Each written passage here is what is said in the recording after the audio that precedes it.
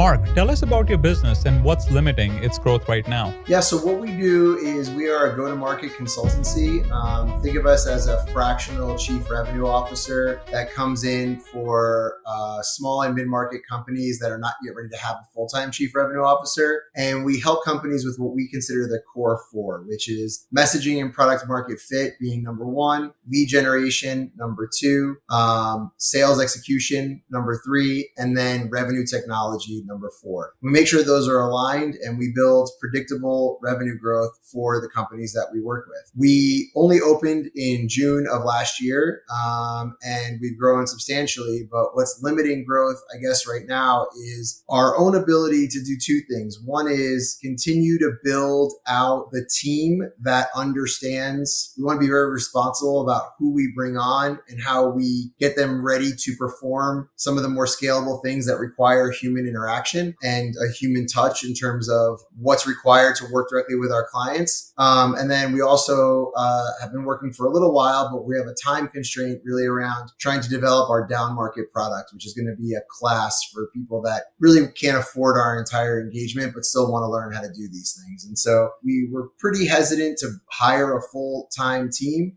We did that last month. And so we have a bunch of new people that are kind of completing month one right now, but getting those people up to speed and really feeling confident that they can handle the workload if we go out and bring in additional clients is I guess the thing that's hampering us at this very moment. Yeah, we'll do a deep dive on that constraint. But before we do, can you tell us what is the 3-year revenue target that you set for your company, and what was the revenue last year, or like trailing last 12 months? Yeah, so again, we opened up in June of last year. We really started getting consistent growth in September. I'll share this. For December, January, and February, we averaged a little over $100,000 each month in revenue. March was a little better than that at about 120. Our goal initially for this year was 1.5 million. It feels like we're trending maybe to go above that. Maybe we weren't ambitious enough at the time we said it. I thought it was very ambitious. And we've set a 2035 goal of doing 100 million. So that's like where we're trying to scale to. If I had to say 3 years from now, if we want to grow responsibly, we would definitely want to be doing well over $1 million a month, maybe,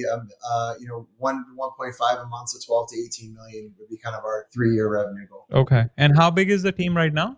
4 full-time people, including overseas, and 1 part-time. 1 part-time. How many are onshore? Everybody. Well, the 1 part-time and the one full-time are offshore, and the others are here. And me and my wife are both heavily involved in the company. And then there's 3 other. There's 2 other full-time onshore people here, and then our 2 people overseas. I'll also share that we own part of a marketing agency, and some of those people are kind of somewhat involved in what we do here. And we actually opened up an AI integration company as well, where we have a partner and sort of involved in what we do here, but they're not, their primary objective is not what we're doing at IGTMS. Okay. So go to market, fractional chief revenue officer services. And you mentioned there were like 4 kind of like areas. You mentioned messaging and product fit, lead gen, sales execution. What was the 4th one? Revenue technology. Revenue technology. Okay. So tell me and how many clients do you have right now? So we do 4-month engagements. At the moment, we have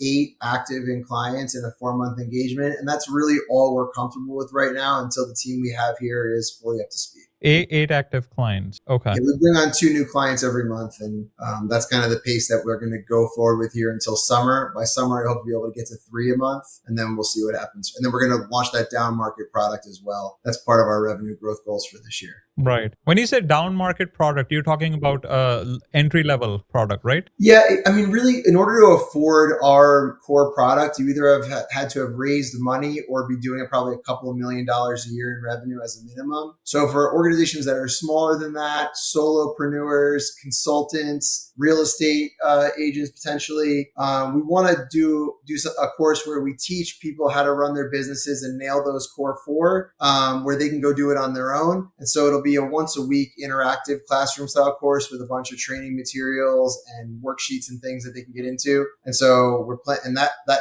will scale obviously very readily, with the hope that then when we bring people in, they'll grow their businesses and potentially graduate to the core product of the company. Right. And what's the pricing like for the core product versus the downsell? So the core product is a $70,000 engagement over 4 months. We launched it with 60, and we've been able to raise the price, and we may raise it again. The product will be an $8,000 course. 8K course. And this is you said live once a week interaction with you?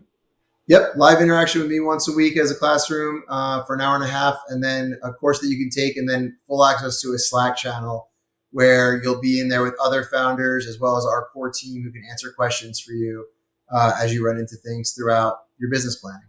Right. So it's essentially like a video course with support via Slack and once a week weekly, right? Yep. I see. Perfect. You'll also get access to our vendor network too, which I think is really valuable because we've vetted out all of these different vending partners in the marketing space. You know, as you probably know, 8 out of 10 agencies you find online are pretty worthless. We've tested a lot of them, and we have some really great partners. And so those partners will have access to our network, and our network will have access to them. And so you'll get a curated vendor list of people that we know, like, and trust. Right. Okay. So the customers or the clients that are coming to you right now, so you're telling them, well, these are the 4 areas I'm going to help you with. Tell us about that ICP, ideal customer profile. Like, what does it look like? Well, I think, one of the things that I think I see businesses struggle with, even ones that have been in business for 20 or 30 years, is the simple question of what do you do and who do you do it for? And everyone is so afraid to isolate any group when they come up with that area. They end up talking to nobody because they're so afraid to talk to just one somebody that they end up talking to nobody. You go to their website, you can't figure out what they do. If you ask 8 of their employees, you'll get 8 different answers for what the company does. And what we've seen is that makes go-to-market and growth so difficult. It's like pushing a boulder up a very large hill. When you have alignment in terms of what you do and who you do it for, not only in terms of your external messaging, but your internal messaging, suddenly that boulder that you're pushing is on a flat road. And it's still not easy, but once you have momentum, it can really get going. And so when we talk about ICP, what we talk about is, okay, who do we help and why do we help them? And does that make sense for our business model? Meaning, what is our customer acquisition cost? What is our lifetime revenue? And do those allow us, with the fulfillment of our product or services, to have the kind of growth that we want? And so when you're determining ICP, I think people think of it as like this whimsical, magical thing. It's like, it's not. If you want to be great at something, you have to specialize, right? You cannot be great at everything, right? And especially when you're getting started.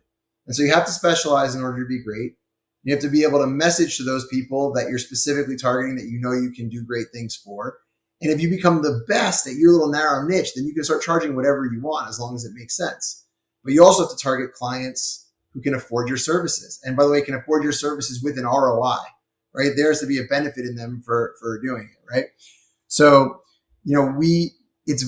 I'm being kind of macro when I talk about it right now, because I don't know your audience, and I'm sure there's people with all different kinds of businesses.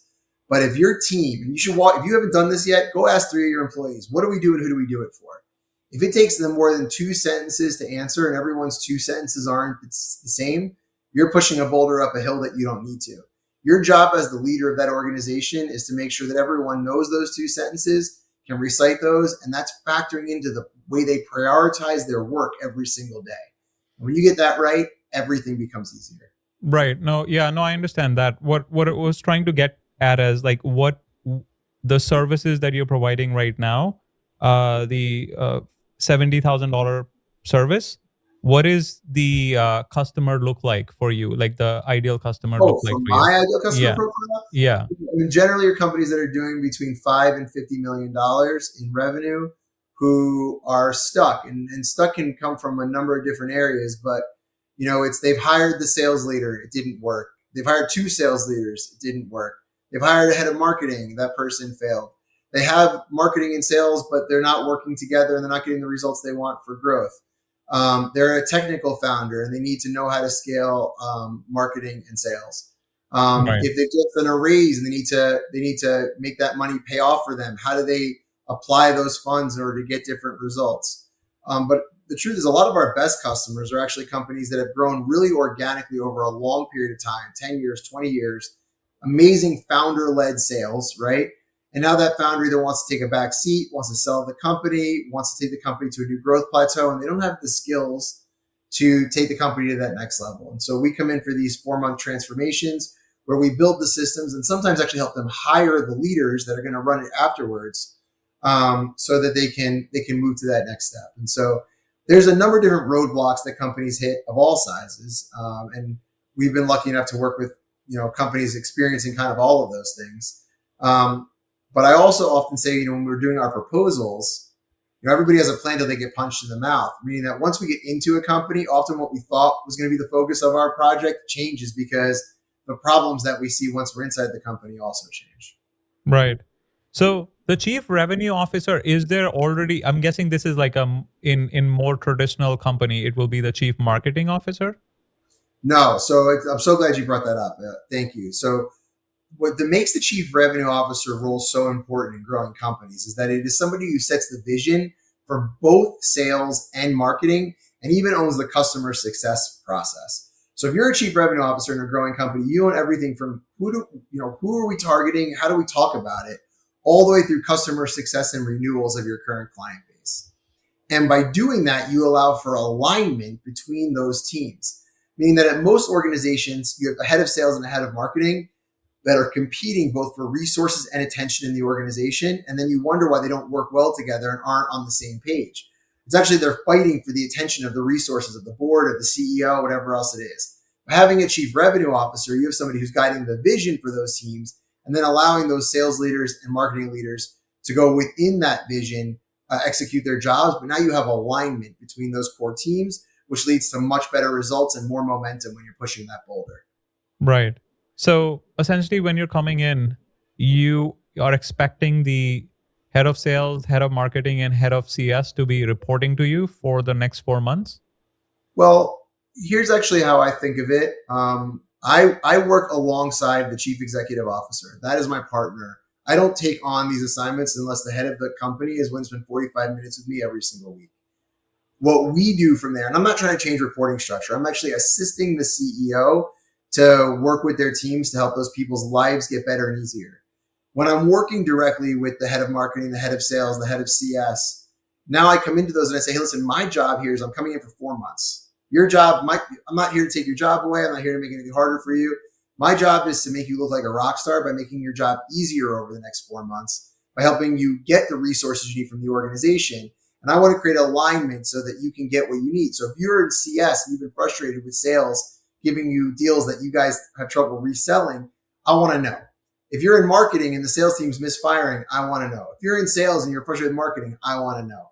And then my job becomes, how do I come up with one universal story that we all get to go out into the world with and have that alignment where everything starts to work together in harmony and where we can bridge those gaps. And so I think I'm able to get the trust of the people in those seats because, they realize, hey, this is a temporary stint and I'm here to make their lives easier. And I'm here to hear their story and listen first.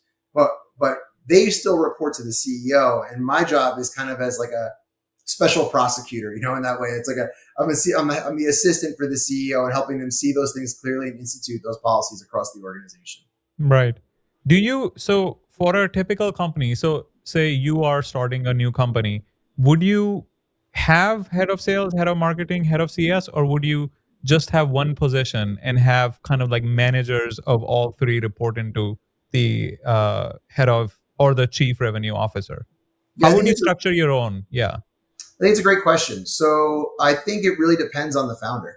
And what I mean by that is if I'm a founder and how does the founder, if I raise money or I'm bootstrapping and how fast I want to go, right? I think all those things are important. But what I'll say is the company that gets you from zero, the company or the people in the company that get you from 0 to 1 are probably not the people that are going to get you from 1 to 10. And when you're doing that launch, you need people who understand strategy, right? Or you need to have somebody coming in as maybe a consultant to lead strategy, but you need doers in every seat, right? One of the things I see startups screw up all the time is they'll go hire a VP of sales from a company like Oracle. And I'm not picking on them in particular, but some huge companies, VP of sales, and go, hey, we're starting a new sales team. Come build it with us. the skill sets it takes you to be the VP of sales at Oracle have nothing to do with what it takes to build a startup. And I would almost argue that those are two completely different people. And the guy who gets you from 0 to 1 in a startup is almost probably the person who would almost always get fired as the VP of sales from Oracle. Like those things are not the same, right? And so if I'm a CEO and I'm a technical founder, I want somebody who can get us from 0 to 1 in sales. So maybe that's somebody who is a salesperson who became a sales manager, is a good at building a team, but still gets on the phone and can close a deal. And then in terms of marketing, what I'm looking for is somebody who can create a vision with my sales team's help, working with the salesperson to say, how do I get leads in here, right? It's not about branding, it's about leads. How can I get leads in here that are who my sales team is ready to sell? And those people need to be working that way. So I'm not looking for some amazing head of marketing in the beginning. The strategy on that and the skills it takes and the expense of that is something I probably can't afford when I'm in startup mode. But I need to be able to go hire somebody who can build a sales team and still get on the phone and close deals and is willing to do whatever it takes to drive revenue and understands that. So those are my first hires from a technical perspective. Now, Right. even better, if I'm somebody with my background and I have a go-to-market background, then I'm probably not hiring any sort of leadership in sales or marketing. I'm going to take that on my own. But in terms of my delivery of my product, right, I better have somebody on the technical side of things who can deliver internal product, automations, work with my clients across the way. Those are things I don't know how to do. And then I can hire helpers in marketing and sales to drive my vision. Yeah. Explain that term to me. You said go to market background. Do you just mean like a brand new product trying to launch to market, or there's a deeper meaning behind it? Yeah, I think it can obviously mean what you just said, right? And I don't mean to dismiss that meaning in any way. But when I think of it as, okay, there are these phases to selling a product, right? One is kind of the branding, how we talk about it, how we message it. Two is how do we turn that messaging into people raising their hand and saying, I'm interested. And three is how we get the people who say I'm interested to turn into revenue.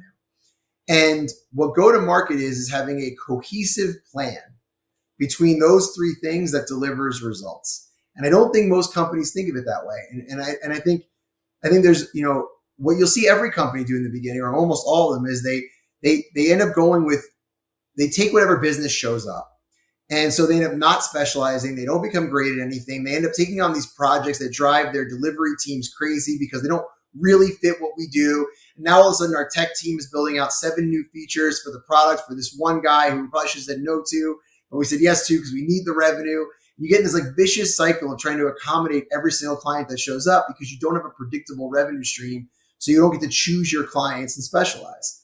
And so go to market is really the protection of that process, which is to say, no, we want these clients, not those clients, these clients. And we have a system to go out and get them to raise their hand and to turn those into revenue. And that the pressure that takes off the rest of your business when you get it right is indescribable. It changes everything.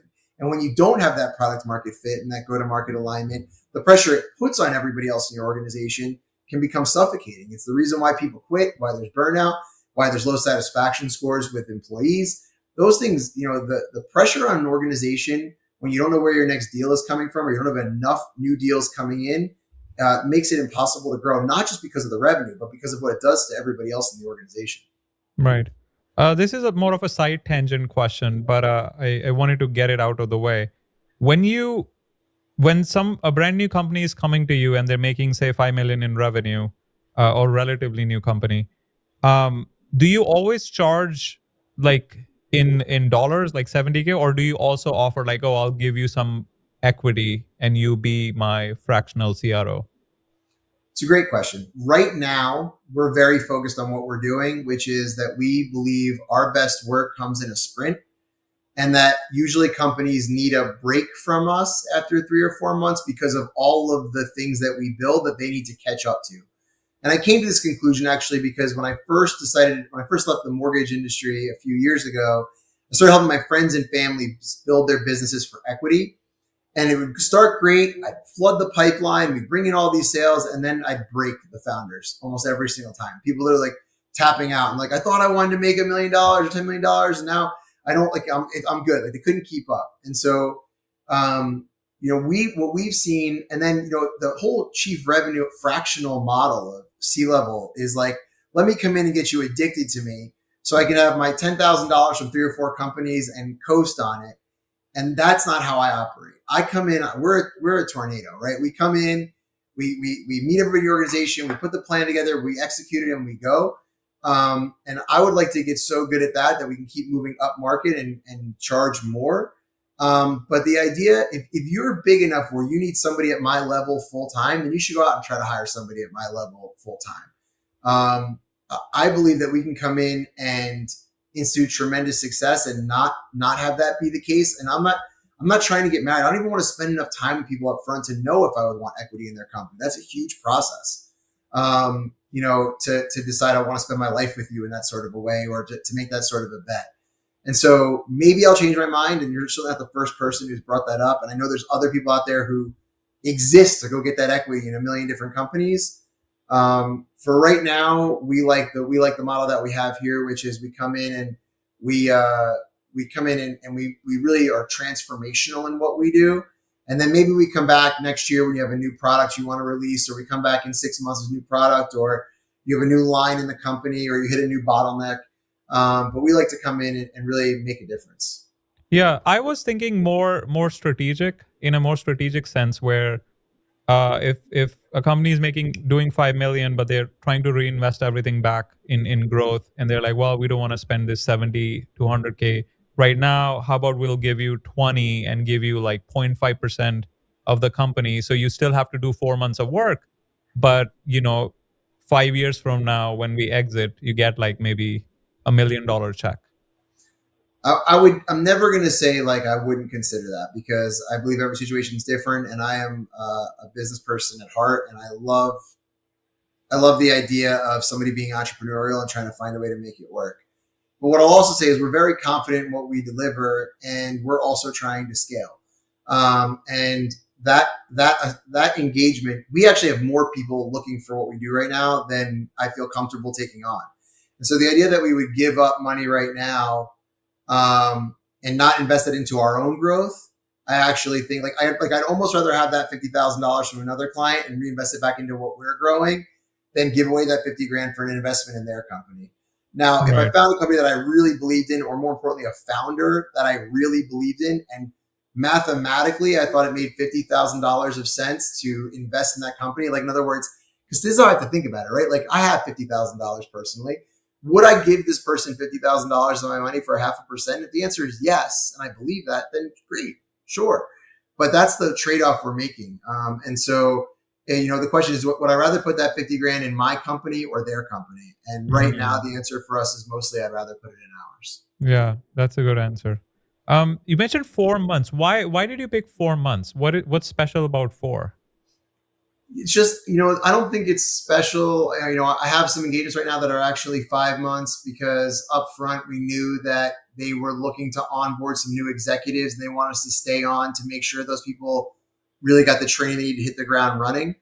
But what we've just seen is that it actually takes 3 plus a month of inspection and what I'll call settling, right? Like we transform that messaging in the first 30 days. We transform lead generation between day 30 and day 60. Day 60 to 90, we're tweaking our lead generation and really making sure we execute on sales. And the whole time we're fixing that revenue technology as we go. And then that last 30 days is actually just making sure that everything's working the way that it's supposed to. And so that's kind of it. I'm sure, we will run into projects bigger and smaller over the time period, and maybe we'll want to explore those. But again, I love the idea of just being the best in the world at what we do. I want to be known as like, okay, cool, we're stuck. I want to bring in the experts who unstick mid-market companies. And I want to know that if I give them this money 4 months from now, I'm going to be unstuck. And I want to have a legion of referrals that and references I can send to them that are like, Mark unstuck our business. And if I can do that, I think, I wouldn't be surprised if 3 or 4 years from now, we could be charging $1 million for that same 4-month engagement if we can get to deliver those results. It's just, that's what we can charge right now based on our demand and our reputation. And I think we can continue to scale that as we go. Yeah. I have other founders who came on the show with a similar model, and they charge, at least one of them charge like the percentage of upside. So they will charge like a monthly retainer and then a percentage of revenue increase that they were able to get them. So essentially like a performance based model. What are your thoughts on that? Uh, I have a proposal out right now where the founder really, really pushed for that. And, this is like a weird way of saying it. I've seen a lot, in the business world. I've seen a lot of different companies, and I'm just not in here. Here's my fear. Thank you for allowing me to process that. I don't want to get sucked into the long term running somebody else's company. And I just know my personality. I know my team. I know how much we care. And the reality is, if suddenly we are getting revenue or upside over the long term for the work that we do, I think it can become a real distraction and a disincentivizer for us to keep growing with the mission we have. Part of our 10-year goal, or that 2035 goal, is to help 100,000 founders.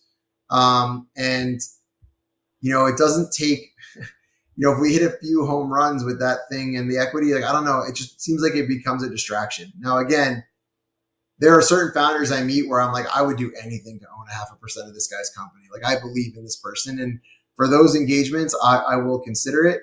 But I think at some point, really, you're just leaving money on the table that you can get up front. And for most of the time, I would rather invest in my company than theirs. Right. Well, to be clear, you could potentially make a lot more in those 4 months, right? If the processes that you put in helps them right away. Or, I mean, you could also structure it that next 12 months worth of growth, you get a percentage of, instead of just 4 months, because the amount of work that you're putting in may not necessarily get kicked in right away, because it takes time to, build campaigns, and leads come in, and then you have to convert them, right? And then LTV comes into play, right? So have you thought about, maybe, all right, I'm going to help you for 4 months, but then I need the upside for the next 12 months, like a percentage of upside? Again, we've only been doing this since June. And so there's a chance that is where all of this goes. And as I think I'm looking at my current roster of clients, I'm trying to think how many of them would have even agreed to that? What's a percentage that would have made sense for them? I'll tell you that the first 2 clients we brought on, if I had done that for them, I'd be rolling in money right now. They're crushing it. In fact, one of our clients, our second client that we brought on, is going to hit their annual goal for 2026 here in April. And so, yes, I'm sure that would have been a windfall, and maybe they would have been excited to pay it to us. The truth is, I think it makes it a harder sale in some ways too, or at least a longer process to have that commitment. We just haven't worked it in yet. So I think it's a good idea. It's something worth exploring. I'm definitely not shut off to it. It's not something I haven't thought about. I just think it does complicate what's working for us right now. Okay, fair enough. When you go into a brand new company, is the biggest issue always, or some version of sales, marketing, and CS not getting along, or do you see other issues as well? The issue is almost always the leader, right? And that's why I require that 45 minutes every week with the leader if I'm going to take something on. Now, that leadership issue may be manifesting itself in sales or in marketing or in CS. But if those problems have persisted over a long period of time, it's because the leader is ultimately tolerating those things or making bad decisions about how to fix them. And those same things can extend across all sorts of teams and departments. What I would share is that I would say almost all of the engagements at the end of the day fall into one of 2 categories. Either the founder is not naturally focused on marketing and sales, has hired other people, and kind of instead of delegating, has abdicated somewhat responsibility for those things to go focus on other areas of the organization, or they have been loyal to the group they have in some way over a long period of time, have been unwilling to rock the boat and go through the pain of the change management that's required when you want to get from point A to point B. And all of that starts with the founder, right? It just does. And a lot of it starts with having a clear vision in their own head for where they're trying to get to, how they're going to get there, who they serve. Like not to repeat myself, but we already kind of talked about kind of the ICP part of this. But these companies, you come in, and again, I'll just share it. It's like I'll go into a company with 50 employees, and I'll ask 6 people, "What are you guys doing? Who do you do it for?" And 2 can't answer, and 2 ramble on for 3 minutes and say different things, and 2 are just wrong, right? Like they just or give answers that I just don't even think make sense, or give me some answer that's very locally focused on what they do, but misses the general picture of what they're trying to do. And when you have everybody in your company walking around confused about where you're going, that's a leadership issue, right? And so, the job of the leader is to get the right people in the right seats and make sure the bus is going in the right direction. Everybody knows where they're going, right? And so, all of this stuff comes back to that, especially if those problems are sustained.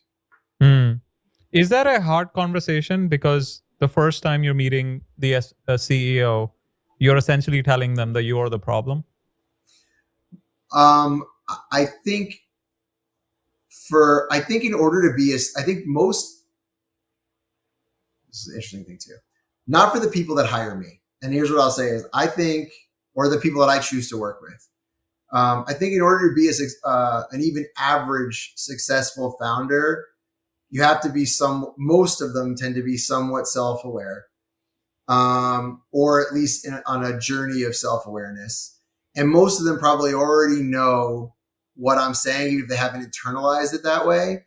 And my greatest joy in life is helping other people get to where they want to go. And I see it as such a gift to be able to have those conversations with those people. It's my favorite thing to do, to come in and go, "Hey, good news. It's you. The problem is it's you." You know what that means? That means you can fix it. If you're innocent, you're impotent. If it's not your fault, you can't do anything about it, right?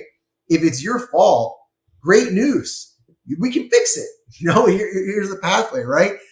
I mean, the last thing you want to hear, and I've had to have this conversation with founders before too. It's like, your business model doesn't work. Like, that sucks. Like, you tell somebody, like, listen, this thing you've been working on for 5 years, like, the world has changed. You don't have product market fit. The thing that you built is no longer relevant. The team you have does, the money you've already borrowed, you're never going to be able to pay it back. Like, those are hard conversations. To me, it's a very easy conversation to be like, "Hey, good news. You don't have clear culture and values. You don't know what you hire to, what you fire to, what you promote to. Your team doesn't know where you're going or why you're going there or how they're going to get there. Nobody has an idea of what their budgets are or what flexibility they have. Everybody's waiting for you to tell them what to do." When I have those conversations, those are easy, because it's like, we can fix it. Great. And I think I would say for 75% of founders I talk to, they are like relieved that I was able to put words to a feeling they've been having. And although it's painful for them in that moment, there's actually like a relief that someone's here to help them. And it's part of our sales process. And for the 25% that are defensive, they're not the right clients for us anyway, because if you don't realize it's you, you're not a good client for us, because I can't fix everyone else. Right? We can fix you. Right. How are you acquiring your customers right now? So about 30% of our customers come from cold email, about 30% from LinkedIn outreach, and 40% from networking and referrals. 30% cold email, 30% from LinkedIn, and 40% networking? Yeah, and referrals, networking and referrals. And referrals. That's an interesting mix. Cold emails, is it like a one-time message? Do you send some kind of a lead magnet, try to get them to opt in? Tell us about your process. So, we've run a lot of campaigns. We send thousands of emails a day. The conversion percentage is very low, but the people that show up are extremely high intent. We spend about $3,000 to $4,000 a month on our email infrastructure, right? So we have the best tools and we spend a lot of money delivering that. We offer a free go-to-market assessment, which is an AI analysis of a company's entire public profile. It gives them an amazing report and a 0 to 100 score, grades them on 25 categories with advice on how they can improve on each one. And we offer that for free. And then we follow up with a call to review it. And then we suss out if we think we can help them or not. And Our sales process is not really a traditional sales process. I get on the phone with them. I go through the report. We give away all of the secrets. And if you can go do it yourself, go do it yourself. And if you want help, $70,000 is a really small amount to pay once you realize that once it clicks for them that they're not unique snowflakes, that the problems they have are actually pretty standard and that we have the answers, and that we'll walk with them through the next 4 months of this change. 70,000 is like a very small price to pay. And so, that's our process. We try lots of different messaging. We try long emails. We try very personalized emails. We try cold emails with no personalization. I don't have just some secret sauce, and it always kind of feels like the ball is moving for me on what people do or don't respond to. But what I do know is that when an email shows up in your inbox and you're willing to book a conversation with a stranger, it's because you're in pain. And so our highest conversion percentage from showed up to sold is cold email, even more than referrals. So what's working right now? Is it long emails, short emails? It's mostly short with minor personalization that gets right to the point. That works. Example? I'd have to. I'm not running my day-to-day cold email that way right this second. My team is doing it, but something along the lines of like, hey, we just saw that you posted a job for a new vice president of sales. If the last guy didn't work out, there's an 85% chance that this one won't make it a year. And we show them the stats on that. If you'd like us to do a free analysis for you and help you figure out who to hire next, book a call. Or like, or the reason the last guy failed is probably because of your public go-to-market presence. Take this free report and make sure you have an idea of what these things are before you go make that next hire. And so like something along those lines. But we are looking for, it also depends on what their buying signals are that we're tracking and why we're sending them the emails to begin with. Did they just raise money? Did they just post a job for a go-to-market engineer, for a head of sales, for a head of marketing? Whatever other kind of public signaling that we see. Right. So thousands of emails. Is this like a human doing research, sending emails, or is this like all AI? All automated, all AI. Clay integrations, N8N, Claude. We were doing such a good job with our own AI integrations that we opened up another company with one of the guys who's on the Watson team at IBM. They sort of invented AI, and we're now doing a lot of those projects for other companies as well. Any email service you recommend for deliverability at that scale? I don't know that I'm willing to promote my email service without. I'd say there's a number of decent ones, I would say, but I'm not willing to promote one over the others at this time. Okay. All right. So any like big names, if someone uses them, they should be fine, or is it more like a niche? I would say you get what you pay for. And so if you're looking for the cheap, we do not go cheap with any of our email stuff. We have more inboxes than we need. We're sending 10 emails a day from each inbox. We are over structured. We are making sure we get delivery. And again, I'm not telling you that we have some amazing conversion. We don't. I'm saying to you that we send enough emails and we are very pointed in what we say in those emails, because I'm not trying to fool somebody into raising their hand. I want to talk to somebody who has a need, right? I don't want 10 meetings on my calendar. I want 2 meetings with 2 people who are ready to do something. And so maybe that's a different philosophy. But we provide some value in those emails. But really what we're just trying to do is be there on the day where someone's like, I've had enough, or the last thing they tried didn't work. I mean, the guy that I pitched yesterday, he read me a list of 13 other consultants he'd hired over the last 5 years that had failed him. And I was like, well, what would make you do it again? He goes, you seem different. Tell me more about that. And he was like, well, first, he goes, you didn't tell me you could just fix all my problems. You told me I was the problem. I was like, yes. I was like, right? If there's no magic secret sauce, right? Like you got to change, right? You're the one who has to run this business after I leave. And so there were other things in that conversation as well. But, I think you got to be there on the day where someone is willing to hear the message. And the only way to do that is volume. You also mentioned 30% from LinkedIn. Is that a similar strategy? Look at their activity and then AI reaches out with a message? We do not use AI on LinkedIn. They will shut you off. So I have real human beings working out of countries where we can afford to have real human beings who are doing the manual process for LinkedIn that we do an automated process for on cold email. Now, that's not a big deal because we only have 3 email accounts on our team that are working on prospecting. They're our real accounts, including mine. And I have an assistant who is identifying who those people are and sending some messages for me, which also LinkedIn I don't think loves, but they're willing to tolerate that. But we use zero automation on LinkedIn's platform. Hmm. What about networking? You said networking and referrals was 40%.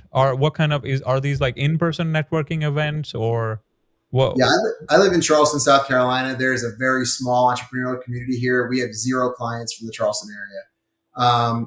What's been big for me is joining different Slack groups or founders clubs. A lot of them have paid admission and interview processes that you get into where there's no pitching at all. You're not allowed to pitch.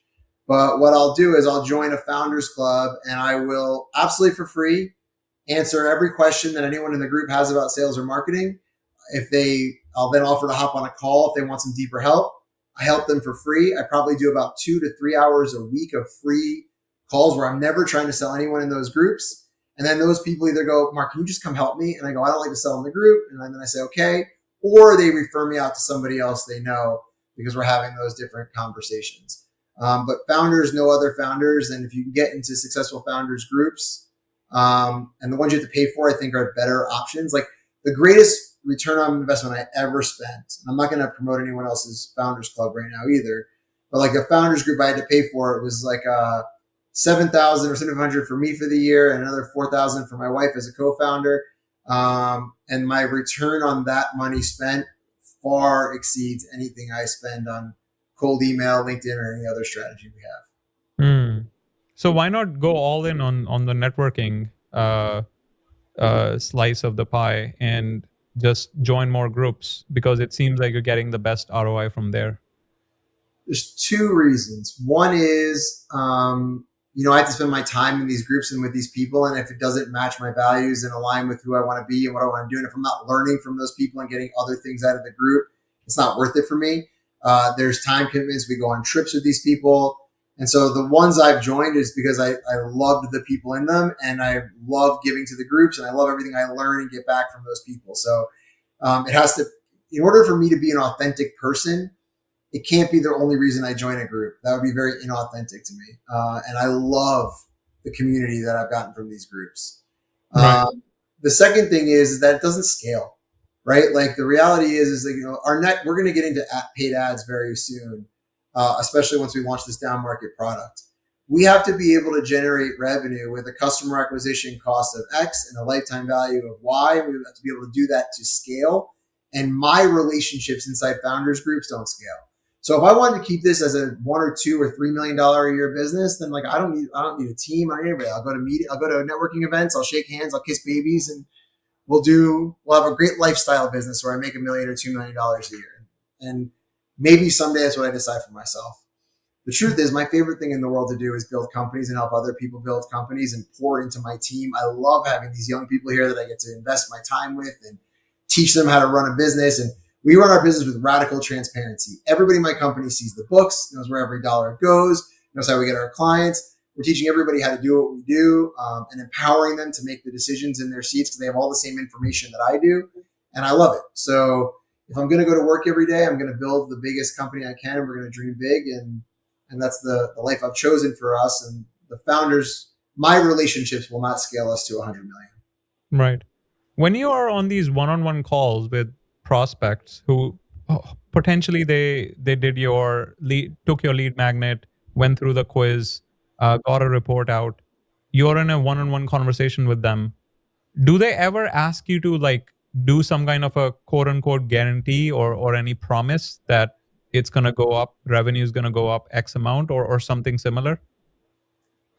Some have, yes. And but the 2 things that are most amazing to me. One, every person who's asking for a guarantee eventually moved forward, and without one. And 2, I kind of laugh when people say that to me. Because it's like, I'm not kind of laugh. I laugh. It makes me laugh. I'm like, what do you want for a guarantee? Right. And by the way, every marketing agency that has a guarantee that I've paid for has failed to meet the guarantee and has some language in there to get themselves out of paying me the guarantee and whatever. It's like a big game, right? It's like, well, you didn't respond to every message within 30 minutes. And it's like, well, you gave me one on a holiday. And it's like, well, that counts. Like, I mean, like, I swear these are real conversations I've had with these marketing agencies with the guarantees. It's a scam, right? It's the Alex Hormozi way, right? It's like, to get the people. And by the way, I love him. He's great. I'm not saying anything bad about him. Don't come at me. But it's a formula now that people have abused. I cannot guarantee you anything about your business. I don't know anything about your business. You know your business. I'm going to spend 4 months, me and my team, doing everything we can to help you grow your company. I have no idea what you're going to be willing to do, not willing to do, what the plan is. I'm not even promising you how we're going to deliver on this. The answer is we're going to do whatever it takes. I'll happily introduce you to my last 3 clients who will tell you about what the experience is like. I'll give you radical transparency. I'll show you my results in my career. Here's my personal cell phone number. Here's my network. You post bad things about me online if we don't do it, right? Stop paying me. By the way, they pay $25K a month, 15, 15, 15. I'm like, if you're not happy at any point, stop paying me. I don't care, right? Like, I'm not here to bust anyone's chops. But in terms of a guarantee for what, you should not trust anyone who's willing to guarantee you revenue inside your company, because you're the CEO and you still have control. If you want to make me the CEO of your company and I get to make whatever decisions I want for the next 4 months, okay, I'll give you a guarantee. But right now, my job is to help you make good decisions. And so you maintain you are the one responsible for the results. I'm the one responsible for helping you get there. Right. So you brought up Alex Hormozi. So do you agree with his, like, quote unquote irresistible offer where like with the stacked bonuses and guarantees and whatnot? So you're fundamentally disagree with that model? When you say agree or disagree, if we mean, do I believe that it works? Of course it does. Do I believe that it's the best way to book more meetings? Of course it is. I think he is the best and smartest person ever when it comes to marketing himself online and converting interest into clients and all those different things. I think those are 3 like must read books for anyone who is trying to scale a business. But you have to decide how you want to do business at a certain point. And at least for what I do, a guarantee doesn't make sense. Now, if you're just saying, I'm going to get you 20 conversations with leads over the next, if you're a marketing agency, you're saying, we're going to get you 20 conversations with your ICP over the next 3 months. We'll work for free until we do. Okay, you can probably guarantee that. You can just work for free until you get 20 conversations. No problem. I haven't figured out what my guarantee would be yet. That would make sense for that. And so maybe I need to spend the $5,000 and go out to Vegas, and maybe Alex and his team will come up with what my guarantee should be. But so far, everything I've thought of feels inauthentic to me. And so we've gone a different route with it. But I wish I had a product that it made sense to me to offer something like that. It just doesn't right now. What do you think of the bonuses and stacked bonuses to make the offer irresistible? Again, I think how could you argue with any of it? It obviously all works, right? Like it obviously all works is the best way I could say it. But right now I'm the founder doing the sales, right? And so that's the part of the business I've retained. I haven't needed it. Our close ratio with the people that can afford our product is off the charts, right? Like it's, when we find the right clients, we're getting them. And so I would rather be incredibly authentic and not promise the world and have people know me, like me, trust me, and say, I want to work with that guy for the next 13 weeks or 16 weeks, which 16 weeks, I guess. And I don't want to hoodwink people into it or force them into a quick decision. It's not a transactional sale. I have to do business with these people for the next 4 months. And so I want them to have a full body yes and think it through and make sure they want to do it, because we got to work together. It's not transactional for me. If they're buying a course from me and I ever have to talk to them again, great. Use emotional triggers and push them through all the other things. For me, that is not the way. Right. So you're the only closer right now, right? Yeah. I mean, we only need to sell 2 people a month, right? So right. Even if it's 3 people a month, our close ratio is high. It's not like I have to do a ton of calls to get there. Yeah. And so at a given time, how many clients can you have? I'm guessing you're acting as the CRO, right? Not someone in your team, correct? Well, my team does almost all of the work except for the founder meetings. So I will still meet with those founders. But everything else that's a deliverable or being built inside their organization or even the meetings with other people in their teams is now being done with really amazing people on my team who have been sales leaders and marketing leaders and are experts. And so, yeah, I mean, that we are, I will continue to offload the engagement work beyond the direct CEO coaching, and the sales process. And then we will figure out what to do from there. Right.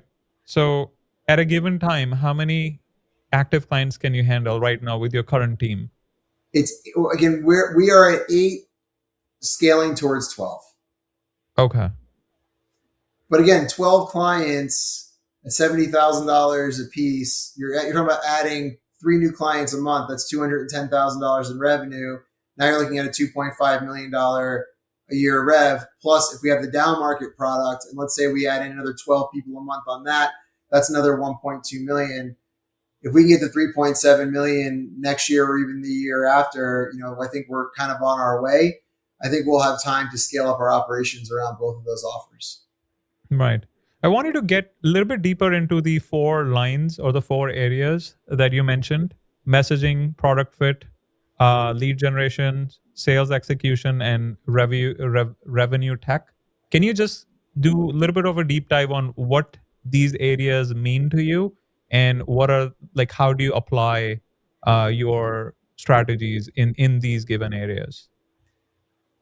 Well, okay, sure. I think we've already talked about messaging and ICP quite a bit, but Yeah. essentially, the point of having a website is a landing page. It is to let your exact ideal customer know that they're your ideal customer and you can solve their problems. That's the same thing with your LinkedIn page when someone gets there, or the people in your company. That is the same thing with any other advertising that you do.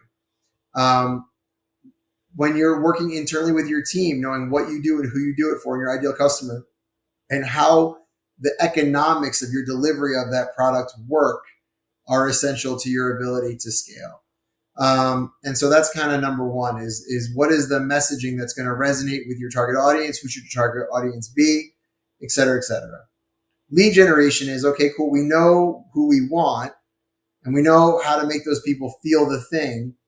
Where are those people spending their time? How do we get in front of them, and how do we get them to raise their hand and identify as somebody who's interested? And that's lead generation. Sales execution is, once someone has raised their hand, how do we get them over the finish line? How do we turn that interest into revenue and make that person a paying client? And revenue technology is every component of the alignment of those things and the automation of what can be automated, so that when humans get busy or fail or get sick or whatever else it is, that you are still working people through your pipeline in a way that continues to improve your conversion percentages through each stage of that funnel. And then you have revenue tech. Did you talk about that? Yeah, revenue tech again is like, everything from your CRM to your technology for your ad funnels, to how you get your data, to the automated emails that you send out to each person along the way. And it can get much deeper than that, right? It can be website targets, right? So when someone visits your website, are you identifying who that person is? Are you putting them into some sort of an email funnel? Are you running retargeting ads, et cetera, et cetera, et cetera, right? So there's revenue technology for each business means very different things, but we make sure that we are bringing leading technology into your business to automate and support the activities you're doing in those other 3 areas. Yeah. Earlier in the podcast, you mentioned sometimes people hire you or CEOs hire you, and you tell them it's actually not a good product market fit. But if they're making like 5 million plus in revenue, isn't there some, it has to be some level of match with what the market is demanding for them to be generating that much revenue? How often does it happen that it's a bad product market fit? A lot. And it's a lot is relative. Okay. So I don't know, like maybe it's only 5 or 10%, but I see it all the time. So there's a couple of things. One is you can have a really great, I'm trying to think of like an example that doesn't like expose a client, or someone that I turned down to be a client even, but like, there are some industries where $5 million is nothing, and it can be 1 or 2 big clients that through relationships that you've been able to get and potentially even keep because people don't know better. They don't know of other options. They're loyal. Maybe there's new technology that you haven't kept up with, whatever it is. Like 5 million is relative, right? It just depends on your business and where those things are. I'll also say that there are a lot of times where, that they had product market fit and now it's gone, right? Like there are a bunch of companies that came out with AI, different things. They were building whole companies on AI ideas even 2 years ago that now Claude does as part of its normal process, right? And they're also through what I'll call through exceptional sales or founder relationships. You can get a company to 5 million, but then because of the economics of what we'll call customer acquisition costs beyond founder-led sales, it just no longer works, right? So like I have a client or I had a client who, was like, we're making 15% profit. And it's like, that was 15% profit with the founder generating 100% of the revenue. If I needed to do any sort of marketing or sales beyond that founder-led process, that 15% went to zero. And so now we had to reanalyze, okay, where can we save money? Is it on the delivery of what you do? Is it on, the how many people on your team? But like, if you start running a normal customer acquisition process, your 15% profit is actually a 5% loss. And so like those are the kind, and a lot of times we discover this, by the way, when someone's a client, usually this happens before somebody's a client, that we have those conversations. And maybe then part of our 4 months is figuring out how to fix that. We see it all. People have been trying, they'll be beating their head against the wall trying to grow a company that just doesn't make sense given the current marketplace, or the people they're trying to sell it to aren't even the right customers. Yeah.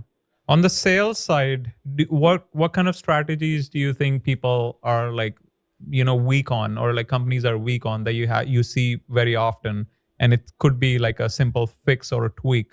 Can you talk about a little bit of experience on the sales side as well? Well, I think founders would be stunned at how poor their sales team is at sales if they went and listened to some of the calls that are being recorded inside their organizations. I can't say how many times I go into an organization like, we have a really good sales guy. He's closing 25% of his deals.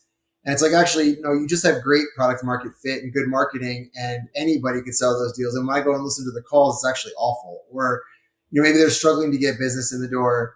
And I hear a salesperson who just doesn't fully understand the problem sets of their current clients. Here's what I would say is you need, in order to be a top salesperson in 2026, you better understand your customers, at least surrounding the specific problem that you solve, better than 99% of the people that you're going to be talking to. And you need to be able to create value on that call and be teaching on that call to provide value beyond just your product in order to sell that in 2026. And so you have to be an expert in your field in a real way. You need to be providing value, and you have to be able to get out of the way. And here's what I'll say is, you need to be able to do discovery while you teach. Nobody wants to sit through a discovery call anymore. No one wants to be peppered with 30 questions before they start learning. You need to be able to teach and listen at the same time to get somebody through a sales process today. And I think we're not teaching it the right way. It's a little bit like the challenger sale, but there's other pieces of it that are missing, I think, as well.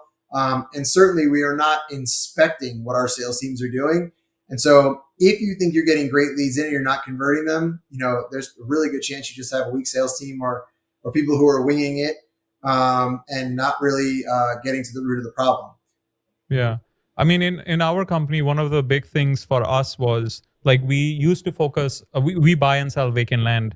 So we used to focus a lot on like handling objections. How do we handle objections more efficiently? Like someone says, oh, I don't have the money, or I need to talk to my wife, or I need to think about it. Right. So we put a lot of focus on that. But what really moved the needle was speed to lead. Because when people are browsing for land online on like external sites, they don't just reach out to one company. They're like, request more information, request, like 20 different companies. And our response time was like, we were responding like 12 hours, maybe next day, and we're losing so many sales. And as soon as we brought down the speed to lead to like 60 seconds, our just numbers just went through the roof.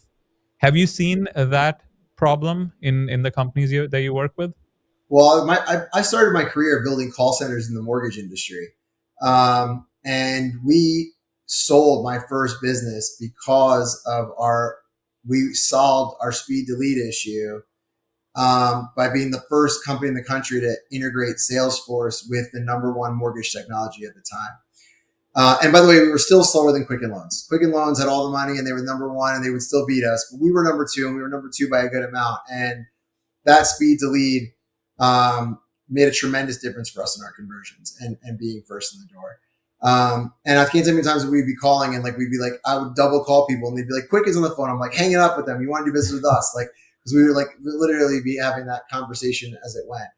Yes. And so I take it for granted that, very early on in my career, and this is going back, 2008, 9, 10, right? Speed to lead has always been the thing. And so, yes, when we all have short attention spans and we all are, very few people are sitting there going, I've been thinking about buying vacant land for the last 12 months and I haven't pulled the trigger. It's really more like, oh, that sounds like something I'm interested in. Let me learn more. And when they hit learn more, you have to catch their imagination in that moment and start your education process or you're already behind. And I think most industries are that way. And it doesn't surprise me that moved the needle for you. Yeah. As we land this plane, couple of thoughts and you tell me what you think about them. So this down market product that you're building, do you feel like it could be a potential distraction that could take away from you making more revenue from your core product? I think it's going to take me an hour and a half a week. That's not something I'm not going to be selling that. I'm going to record a bunch of videos one time. And I've been going to show up for a training class. By the way, my favorite thing to do, I've been running training classes 3 or 4 days a week for 20 years. I love showing up for a classroom for an hour and a half a week. And no, I think actually it'll teach us. We'll actually end up learning a lot of things through all those new people that we meet. That'll help us continue to deliver for our other clients. And I think it'll actually expand our vendor network and be able to offer more value to our bigger clients. So no, I think they're very complementary. I don't think it'll be a distraction at all. And that sales process will be handled by my sales team. Like that will not be being handled by me. So no, the short answer, I don't think it'll be, I think it'll be very complementary to what we do. What about an alternative strategy of increasing the engagement from 4 months to say a year and charging even more plus like a performance thing we talked about earlier? What are your thoughts on that strategy? Yeah, again, it's something that keeps coming up in conversations I have with people. And certainly in terms of lifetime value, right? If I'm just going off the customer acquisition cost versus lifetime value equation, it's great. Right now, I'll just say this. At the end of my 4 months, it just feels like we did everything we could do right now. And we're waiting for their company to catch up to all the things we put in place and to see those things come to fruition. And we would just be faking it until they were ready to get to the next plateau. We'd be like sending a bunch of reports and inspecting. And maybe we should be. Maybe I'm leaving a ton of money on the table. Right now, it just feels weird to me because it's like, cool, the stuff's built, people are in place, everyone's trained. You want me to send you a report once a month or once a week and tell you how great we're doing? Like, we could do it. I just haven't gotten there yet. We have thought about potentially offering like sort of like a fractional chief marketing officer to babysit some of the stuff that we've built for a certain period of time after the engagement for certain clients, and maybe we'll do that. But again, these are, my naivety in this is that we've been doing it since June and what we're doing is working so well. And I think we're just going to play it by ear. Yeah. I mean, I'm thinking maybe have like, all right, so for the first 4 months, you get direct access to Mark. And then after that, once Mark has done his job, you get access to, his team kind of thing. So it's take the load off your shoulders, but your team can kind of like, now it's not that hard because the strategies are already in. Right now, they just need to make sure it's getting implemented. I think you're asking the right questions, and I think we're going to continue to explore those things. It's not that I haven't thought about them before. It's just we're choosing to focus on what we're focusing on for this moment, and I think as we continue to add more people to the team and expand what I think again, if our clients demand it, we'll do it. I guess if I see a need in the marketplace and people are asking for it, then we will continue to develop the products around it, as we go. Mark, this has been great. Thank you so much for spending time with us today. If someone's watching this, they want to reach out to you, they need help with CRO services, what's the best way for them to reach out? So the website is IGTMS.com, Integrated Go-to-Market Solutions, IGTMS.com, or you can reach me on Instagram at Mark D. Gordon, or LinkedIn, Mark D. Gordon, IGTMS, any of that. We're all there, and you can reach out to me in any of those places. But the website, IGTMS.com, is certainly the best place to get started. Mark, it has been a pleasure. Thank you so much. Thank you for having me. Thank you for sharing your audience. I really appreciate it.